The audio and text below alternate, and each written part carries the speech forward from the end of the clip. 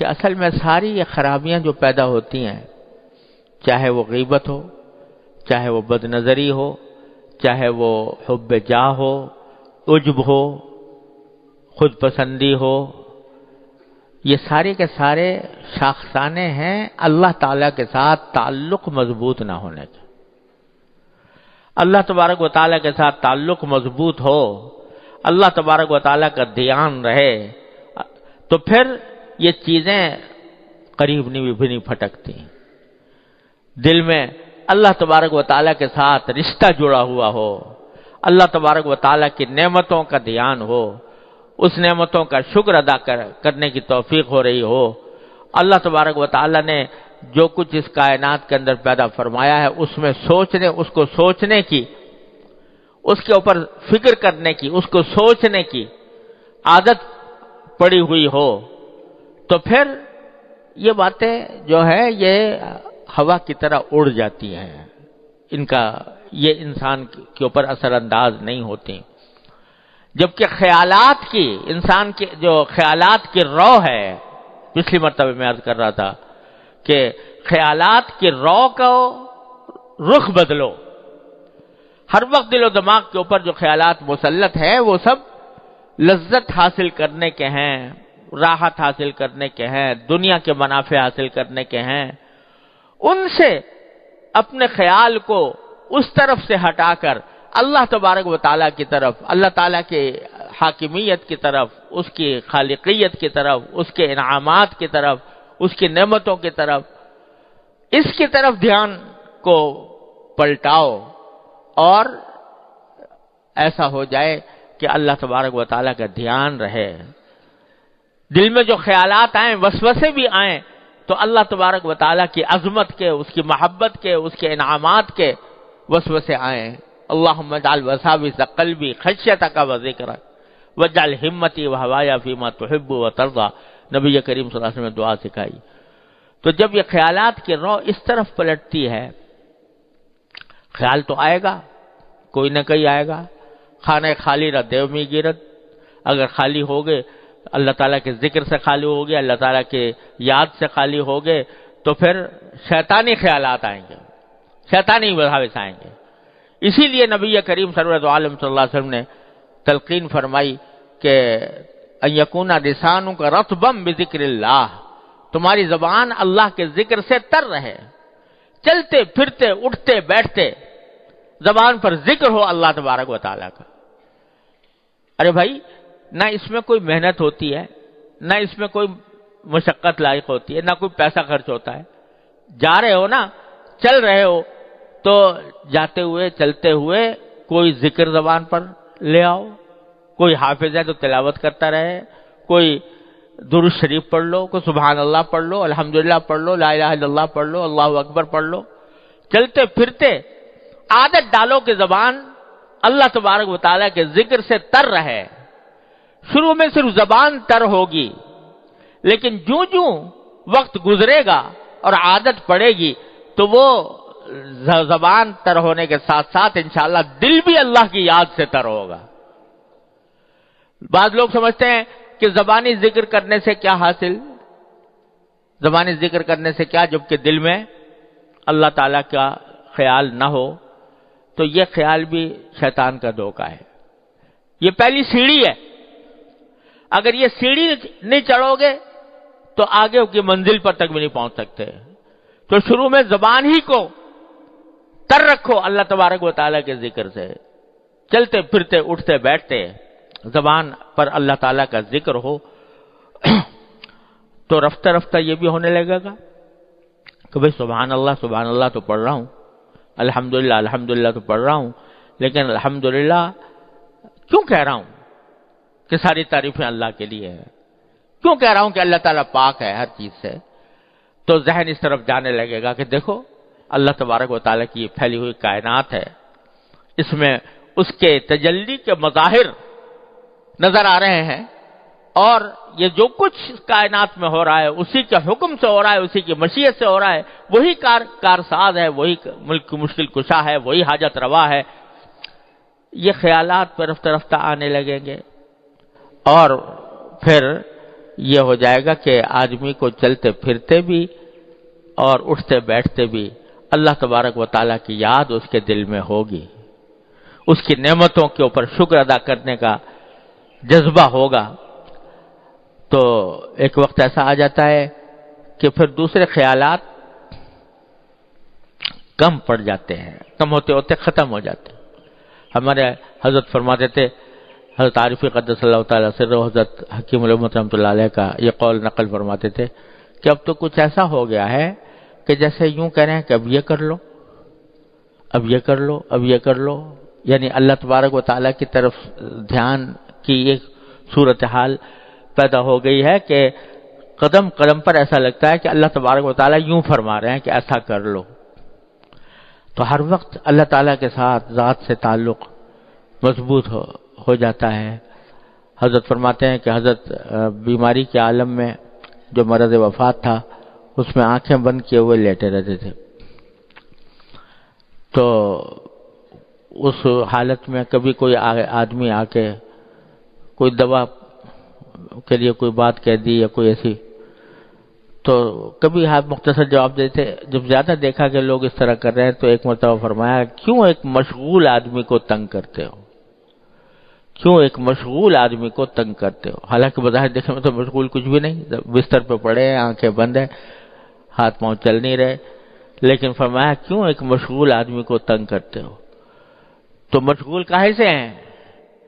مشغول ہے اللہ تبارک و تعالیٰ کے ذکر سے، اس کے فکر سے، اس کی یاد سے۔ تو اللہ تبارک و تعالیٰ اپنے رحمت سے اپنے ذات کے ساتھ یہ تعلق عطا فرما دے تو پھر یہ سارے جو جھنجٹ ہیں غیبتوں کے اور برائیوں کے اور حب جاہ کے اور حب مال کے اور حب دنیا کے اور بد نظری کے، اور یہ سب جو ہیں وہ ختم ہو جاتے ہیں۔ جیسے کل حضرت مجدود صاحب فرماتے ہیں کہ جب مہر نمایاں ہوا سب چھپ گئے تارے، جب مہر نمایاں ہوا سب چھپ گئے تارے، تو مجھ کو بھری بزم میں تنہا نظر آیا۔ تو پھر یہ ساری کائنات میں ایک ہی جلوہ نظر آتا ہے، وہ ایک ہی چیز، ایک ہی جلوہ نظر آتا ہے، انسان کے سامنے پھر کوئی اور چیز نہیں رہتی، اللہ تبارک و تعالیٰ ہی کا جلوہ، اللہ تعالیٰ ہی کا ذکر، اسی کی یاد، اسی کی فکر، اسی کی نعمتوں کا شکر۔ اور اگر کوئی تکلیف بھی پہنچی ہے، اگر کوئی تکلیف بھی پہنچی ہے تو اس تکلیف کے اوپر بھی یہ خیال ہوتا ہے کہ یہ میرے مالک کی طرف سے اس کی مشیت کا ایک حصہ ہے، اور اس مشیت کے اندر ہی مصلحت ہے، مجھے اس پر اجر مل رہا ہے۔ کانٹا بھی چبھ جاتا ہے تو وہ مجھے اجر عطا فرماتے ہیں، کوئی مجھے تشویش لائق ہوتی ہے تو اس پر بھی وہ اجر عطا فرماتے ہیں۔ تو تکلیف کی حالت ہو یا راحت کی حالت ہو، ہر صورت میں اللہ تبارک و تعالیٰ کے ذکر و فکر سے انسان کا دل آباد رہتا ہے۔ تو یہ اللہ تبارک و تعالیٰ کے ساتھ تعلق ہے جو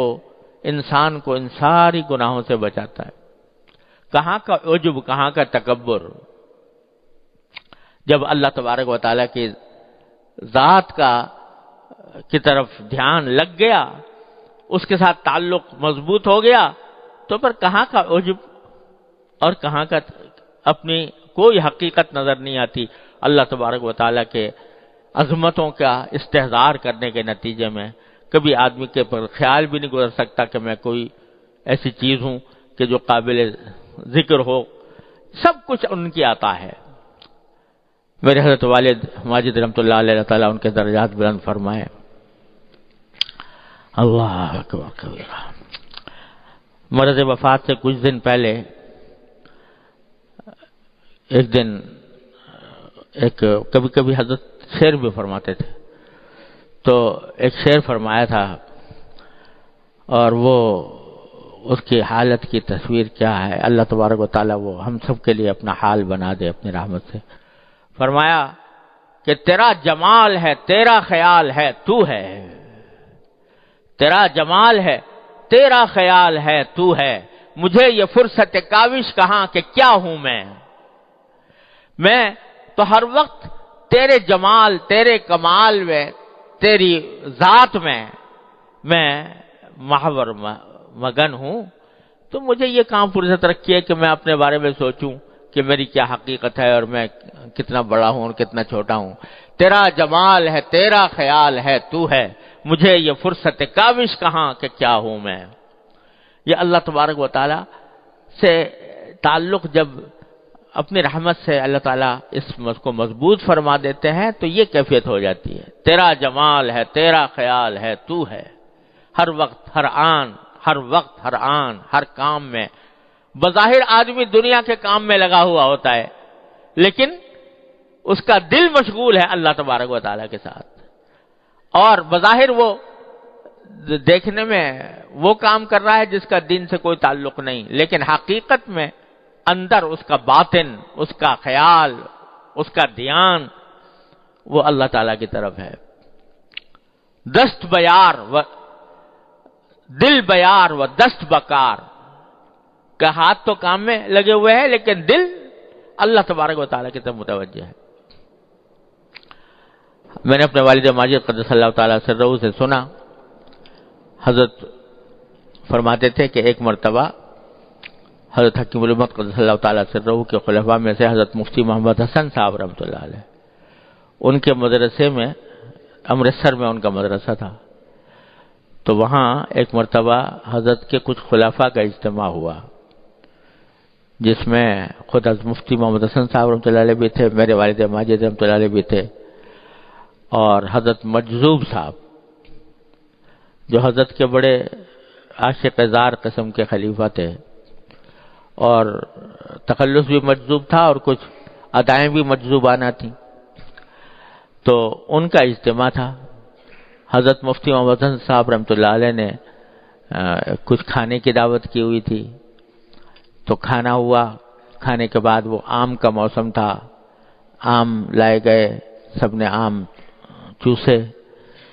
اور اس دوران حضرت مجذوب صاحب چونکہ شاعر آدمی تھے تو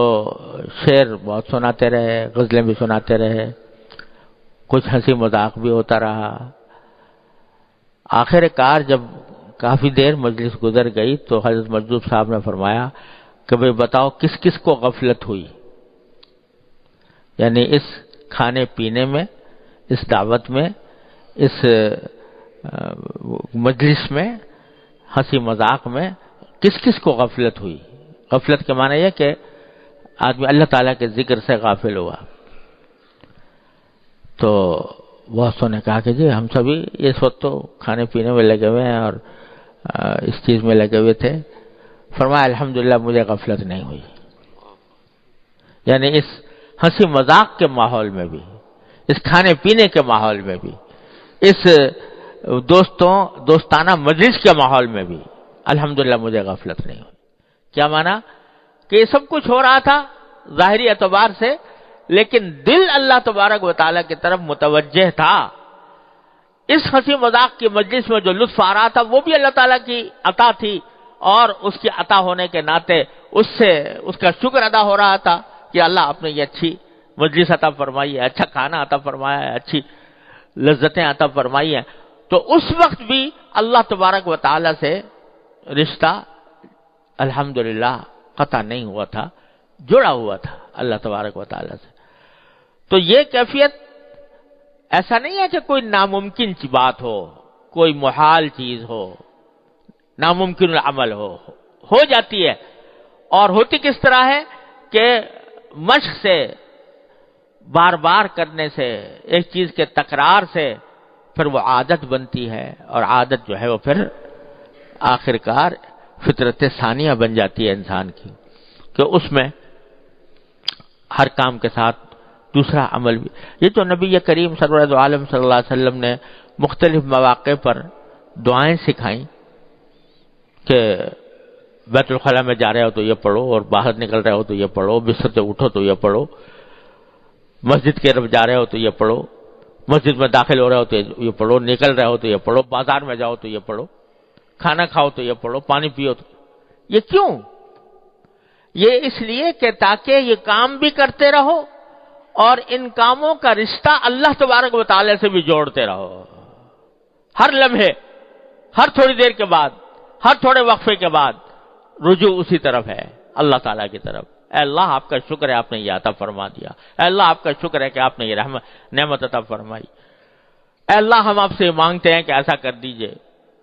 یہ سارا دعائیں جو سکھائی گئی ہیں نبی کریم سرور عالم صلی اللہ علیہ وسلم کی طرف سے ادعیہ معصورہ، یہ انتہائی عجیب و غریب نسخہ ہے جو نبی کریم سرور عالم صلی اللہ علیہ وسلم نے بندے کو عطا فرما دیا ہے اپنے اللہ تعالی سے تعلق جوڑنے کا۔ تو یہ اسی لیے ہے کہ کام کچھ بھی کر رہا ہو انسان، لیکن اس کا رشتہ اللہ تبارک و تعالیٰ سے جوڑا ہوا ہو، اللہ تعالیٰ کی یاد اس کے دل میں ہو، اللہ تعالیٰ کا ذکر اس کے دل میں ہو، تو جب یہ کیفیت ہو جاتی ہے تو پھر یہ ساری گناہ اور ساری معصیتیں اور منکرات یہ دھوئیں کی طرح اڑ جاتے ہیں اللہ تعالیٰ کے فضل و کرم سے۔ پھر انسان کو کچھ یاد نہیں رہتا سوائے اللہ تبارک و تعالیٰ کی نعمتوں کے، اس کے ذکر و فکر کے۔ اور یہ چیز جو ہے بھائی ایک تو مشق سے حاصل ہوتی ہے، دوسرے صحبت سے حاصل ہوتی ہے، کہ جب ایسے لوگوں کے ساتھ اٹھنا بیٹھنا ہوگا جو اللہ تبارک و تعالیٰ کے ساتھ جوڑے ہوئے ہیں، تو اس اٹھنے بیٹھنے کے نتیجے میں وہی کیفیت ہمارے اندر بھی آ جائے گی۔ اور اگر ایسے لوگوں کے ساتھ اٹھنا بیٹھنا ہوا جو غافل ہیں، اللہ بچائے غفلت میں ہیں، کہ اللہ تعالیٰ کی طرف دھیان نہیں جاتا، اللہ تعالیٰ کے سامنے حاضر ہونے کی کوئی فکر نہیں ہوتی، موت کا دھیان نہیں ہوتا، اور وہ غفلت کے عالم میں زندگی گزار رہے ہیں، ان کے ساتھ جب اٹھنا بیٹھنا ہوگا، ان کے ساتھ ہر وقت کی نشست و برخاست ہوگی، تو پھر وہی غفلت ہمارے اندر بھی آئی۔ صحبت کا انسان کے اوپر بہت اثر پڑتا ہے، لہذا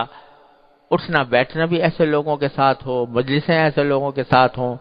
جو یہ حضرت صحابہ کرام رضی اللہ تعالیٰ عنہ کے بارے میں حدیث میں آتا ہے کہ وہ جب ایک صحابی دوسرے صحابی سے ملتے تو فرماتے اجلس بنا نؤمن ساعتن، آؤ ذرا ہمارے ساتھ بیٹھ جاؤ، کچھ دیر ایمان کی بات کر لیں، کچھ دیر ایمان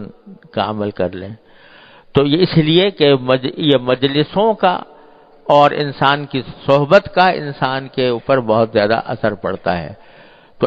ایسے لوگوں کی صحبت اختیار کرنے کی ضرورت ہے کہ جن کو اللہ تبارک و تعالی نے جن کا رشتہ اپنے سے جوڑا ہوا ہے، اور جتنی صحبت زیادہ ہوگی اتنا ہی وہ رنگ اپنے اندر بھی پیدا ہوگا۔ تو اور دوسرے مشق کرنے سے کہ اکثر و بیشتر جو اپنے ارد گرد چیزیں نظر آ رہی ہیں اس میں جو نعمتیں اللہ تبارک و تعالیٰ کی سامنے آ رہی ہیں، ان کے واسطے سے اللہ تبارک و تعالیٰ کا شکر ادا کیا جائے، اس کا دھیان کیا جائے کہ دیکھو میرے مولا نے میرے لیے کیا کچھ مہیا کر رکھا ہے۔ تو بس اس طرح رفتہ رفتہ انسان کے اندر یہ صفت آنے لگتی ہے۔ اور یہ بھی عرض کر دوں، ہمارے حضرت والا فرمایا کرتے تھے کہ یہ صفت ان دو عملوں سے، یعنی ایک صحبت سے اور دوسرے مشق سے آتی ہے، لیکن اس طرح آتی ہے کہ غیر محسوس انداز میں آتی، یعنی وہ ترقی ہوتی ہے لیکن ترقی جو ہے وہ بعض اوقات پتہ نہیں چلتی، لیکن جب آدمی لگا رہتا ہے تو وہ ترقی ہوتی ہے۔ اور اس کی مثال حضرت یہ دیا کرتے تھے کہ جیسے ایک بچہ ہے، اس کی عمر بڑھتی ہے، تو عمر بڑھنے کے ساتھ ہر روز ترقی ہو رہی ہے اس کے اندر، یہاں تک کہ دیکھتے ہی دیکھتے بالغ ہو جاتا ہے، بڑا ہو جاتا ہے، جوان ہو جاتا ہے۔ لیکن اگر کوئی ہر روز ناپے کہ کل میں کتنا انچ تھا اور آج کتنا انچ ہوں، تو کچھ بھی پتہ نہیں چلے گا فرق، لیکن ہو رہی ہے ترقی، بڑھ رہا ہے آگے کی طرف۔ تو وہ محسوس جب لگا ہوا ہو محنت میں، کوشش میں، الذین جاہدوا فینا میں داخل ہو اور کوشش میں لگا ہوا ہو تو پھر ترقی ہوتی ہے، اگرچہ اس کو محسوس نہ ہو، اور اگر محسوس نہ ہونا ہی اس کے حق میں رحمت ہے، کیونکہ اگر محسوس ہونے لگے بہت زیادہ تو اللہ بچائے کبھی خود پسندی میں مبتلا ہو جائے، لہذا وہ محسوس نہیں ہوتا۔ لیکن ہوتا ہے، ترقی ہوتی ہے، جیسے کہ ایک بچہ ترقی کر کر کے جوان ہو جاتا ہے، اسی طرح یہ بھی ہوتا ہے، بشرطے کہ راستہ سیدھا ہو، راستہ سیدھا ہو اور اس راستے کے اوپر انسان اپنی کوشش نہ چھوڑے تو اللہ تبارک و تعالیٰ فضل و کرم فرماتے ہیں، ترقی ہوتی ہے۔ اور اس وجہ سے جب آدمی سیدھے راستے پر چل رہا ہو، قدم بڑھا رہا ہو، یا کم از کم قدم بڑھانے کا پورا ارادہ کیے ہوئے ہو، تو مایوسی کا کوئی وجہ نہیں ہے، مایوسی کی کوئی وجہ نہیں ہے۔ برصراط مستقیم ہے اے دل کسے گمراہ نے، جب صراط مستقیم پر آ گئے، چلنا فی الجملہ شروع کر دیا، تو اب اس صراط مستقیم پر کوئی شخص گمراہ نہیں ہوتا، مایوسی کچھ نہیں، رفتہ رفتہ اللہ تبارک و تعالی انشاءاللہ منزل تک پہنچا دیں گے۔ اللہ تعالیٰ کی رحمت سے یہ امید رکھنی چاہیے۔ اللہ تعالیٰ ہم سب کو اس کی توفیق عطا فرمائے۔